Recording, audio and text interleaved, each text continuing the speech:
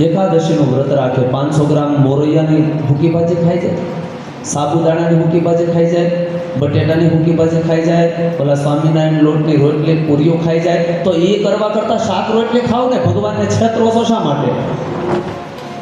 એ કરીને તમે પેટ જ ભરો છો ને. હવે ભૂકી ભાજી અને બટેટાના શાકમાં શું ફરક છે એમ મને કહો. મેં પહેલા કીધું ઉપવાસનો વિરોધી નથી, પણ આપણે ઉપવાસની ડેફિનેશન બદલી નાખી છે. આપણે ડેફિનેશન કઈ લોટ ન ખાવ ને એટલે ઉપવાસ, એવું ક્યાં શાસ્ત્રમાં કીધું એમ મને બતાવો. અને ભૂકી ભાજી ખવાય, બટેટાનું શાક ન ખવાય, આવું કોણે કીધું?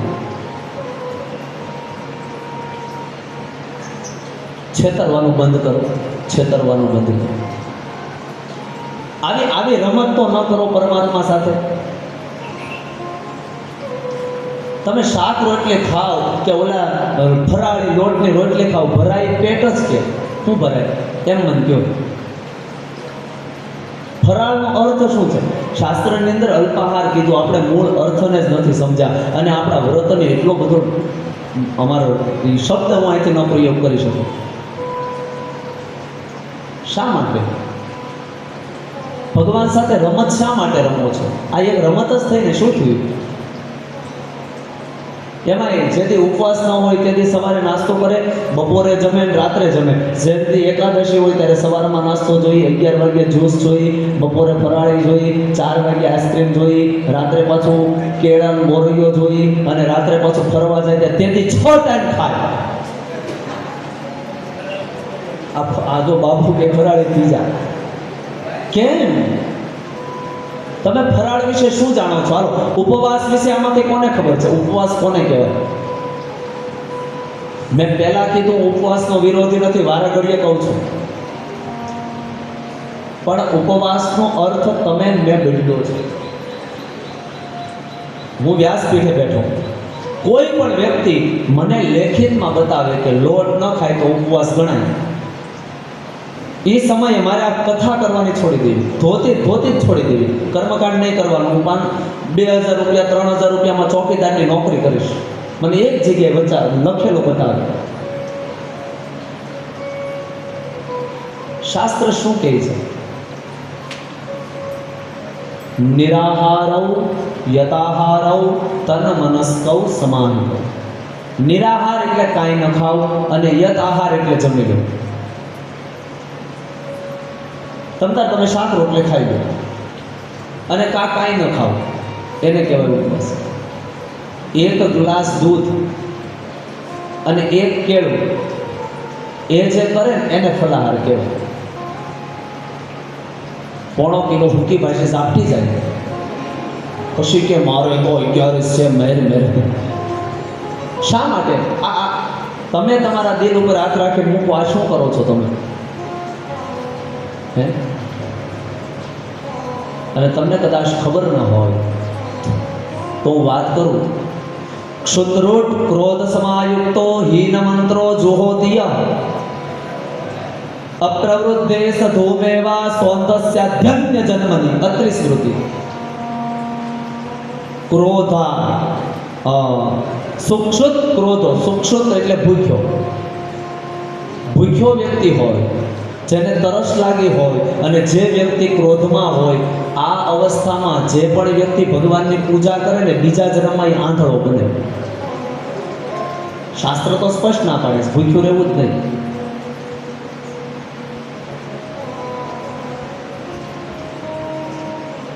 સ્પષ્ટ ના છે. એમાંય આજે આપણે આ શાસ્ત્રમાં વર્ણન છે, જે મૂળ છે એ તમને કહું છું. શાસ્ત્રમાં પ્રમાણ હવિષ્યાન્ન જમવાનું છે. હવિષ્યાન્નમાં ચોખા આવે, જવ આવે. તમે ચોખાની ખીર બનાવીને ખાવ, તમારું વ્રત ભંગ નથી થતું. હા, એકાદશી દિવસે ચોખા વર્જ્ય છે, બાકી કોઈ પણ ઉપવાસમાં ચોખા ખવાય. પ્રમાણ સાથે શ્લોક સહિત હું તમને આપી શકું.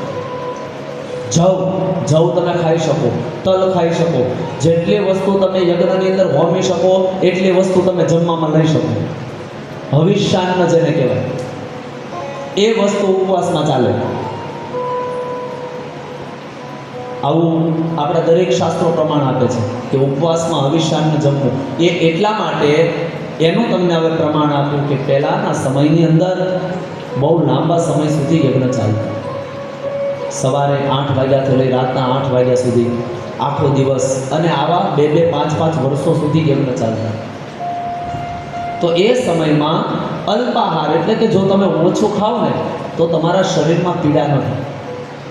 પ્રાણ, અપાન, વ્યાન, ઉદાન, આ જે 5 વાયુ છે એ વાયુથી તમારું રક્ષણ થાય. તદુપરાંત પૂજામાં બગાસું ખાવું એ દોષ છે.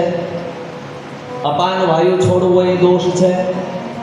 પૂજામાં આળસ આવવી દોષ છે. નિંદ્રા આવવી દોષ છે. જો તમે આ બધું ભોજન કરો તો એનાથી તમને નિંદ્રા આવે. એટલા માટે શું કીધું? ઓછું ખાવું, જેનાથી તમારું શરીર સ્વસ્થ રહે, પણ તમે નિંદ્રાને વશ કે તંદ્રાને વશ ન થાવ એટલા માટે અલ્પાહારનું કીધું. જ્યારે આપણે શું બેહાડ દીધું? લોટ ન ખાવ એટલે બાકી ઊભા ગળે બધું, અને બટેટા ખાઈ ખાઈને ઉલટાનો અપાન વાયુ વધારે થાય આવે. બટેટાના ભાવ વધારી દીધા. અને એ તો કરે પાછા બ્રાહ્મણોને, બ્રાહ્મણને ઉપવાસ ન કરવો જોઈએ. અમારે પેટ ફરી તો 2 ટ્રક તો બટેટા નીકળે.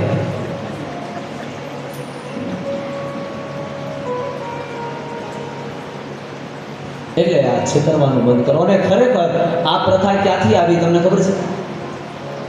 તો તમને જાણ ન હોય તો કહું. 27/5/1962 27મી મે 1962 આપણા પહેલા પ્રધાનમંત્રી સ્વર્ગસ્થ જવાહરલાલ નહેરુનું નિધન થયું. અને એની પછી આપણા લાલ બહાદુર શાસ્ત્રી 1965માં વડાપ્રધાન બન્યા, જે કદાચ કોઈને ભણવામાં આવ્યું હશે. અને 1962માં ભારત અને ચીનનું યુદ્ધ થયું હતું, એ વડીલોને ખબર હશે.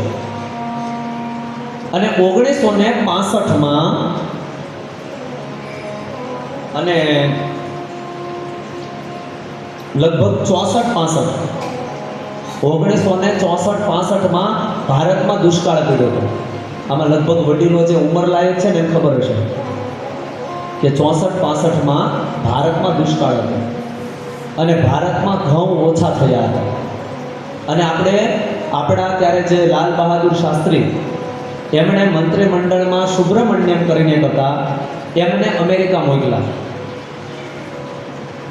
અમેરિકાના એ સમયના જે રાષ્ટ્રપતિ હતા એમની સાથે એવો કરાર થયો કે ભાઈ અમેરિકાવાળા ઘઉં ભારતને આપશે 1964-65માં. હવે એ સમયે 65માં પાકિસ્તાની ભારતની અંદર ઘૂસ્યા અને ભારતવાળાએ એનો સામનો કર્યો. લાહોર સુધી ભારતીય સેના પહોંચી ગઈ. અને એ સમયે અમેરિકાના રાષ્ટ્રપતિ, જેનું નામ હતું લિન્ડન જોન્સન,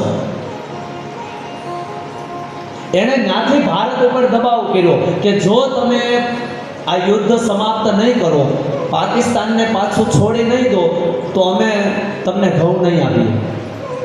શું કીધું લિન્ડન જોન્સને? કે તમે યુદ્ધ બંધ નહીં કરો તો અમે તમને ઘઉં નહીં આપીએ. લાલ બહાદુર શાસ્ત્રીએ કીધું તારા ઘઉં તારી પાસે રાખ, અમારે નથી જોતા. 1965 દશહરાનો દિવસ અને દિલ્હીનું જે મેદાન છે રામલીલા મેદાન, ત્યાંથી લાલ બહાદુર શાસ્ત્રીએ જાહેરાત કરી કે ભારતવાસી એક સમય જો ઘઉં નહીં ખાય ને તો ભારતમાં ઘઉંની કમી નહીં પડે. ત્યારથી આપણે બધાએ બેસાડી દીધું, લોટ ન ખાવ ને એટલે ઉપવાસ. સત્ય વાત આ ઇતિહાસના પાના ખોલીને વાંચજો. આ કોણ લાવેલું છે? લાલ બહાદુર શાસ્ત્રી 1965માં. આ યુટ્યુબની અંદર તમે સર્ચ મારશો ને તો એ પ્રવચન હજી યુટ્યુબમાં અવેલેબલ છે. ત્યારથી આપણે બધા બેહાડ દીધું કે લોટ ન ખાવ ને એટલે ઉપવાસ, બાકી બધું ઊભા ગળે ખવાય. તો મેં પહેલાં કીધું એમ, હું ઉપવાસનો વિરોધી નથી. ઉપવાસ કરો પણ ભગવાનને છેતરો નહીં. તમે તમારાથી નથી થતું, શાક રોટલી પ્રેમથી ખાઈ લો, તમે કદાચ જમીન બેસો કે ભૂખ્યા બેસો, પરમાત્માને કાંઈ ફરક નથી પડતો.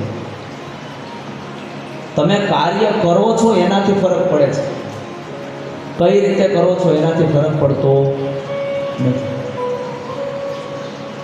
પણ અને બીજી વસ્તુ, ઉપવાસ શા માટે કરવો એ કેટલાને ખબર છે? ઉપવાસ શા માટે કરવો એ કેટલાને ખબર છે? ઉપવાસ છે ને એ આયુર્વેદનો ક્રમ છે કે આપણા શરીરમાં હોજરી હોય, એ આપણે બધાને ખબર છે, જે આપણા ખાવાનું પચાવે. બરોબર?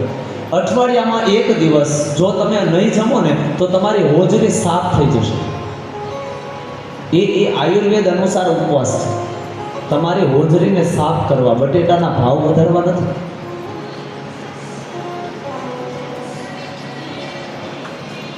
બીજું, સૌથી વધારે ઉપવાસ ક્યારે આવે? ચોમાસામાં. અત્યારે કાળા ઉનાળે એક પણ વ્રત ઉપવાસ છે નહીં. આપણા ઋષિમુનિઓને ખબર હતી ચોમાસામાં વરસાદ પડશે, રોગચાળો વધશે, લોકો ઓછું ખાય ને તો સારા રહે, એટલા માટે ચોમાસામાં વ્રત છે બટેટાનો ભાવ વધારવા.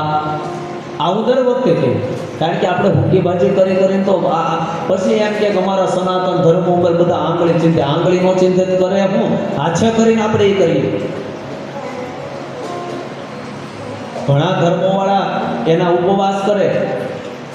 તમે મુસ્લિમ સંપ્રદાયમાં વયા જાઓ, જૈન સંપ્રદાયમાં વયા જાઓ, સાહેબ મોઢામાં થૂક નથી ગળતા, અને આપણે એક દિન 1.5 કિલોની હુક્કીબાજી ઉપડી જાય, મારે તો એકાદશી છે વાહ.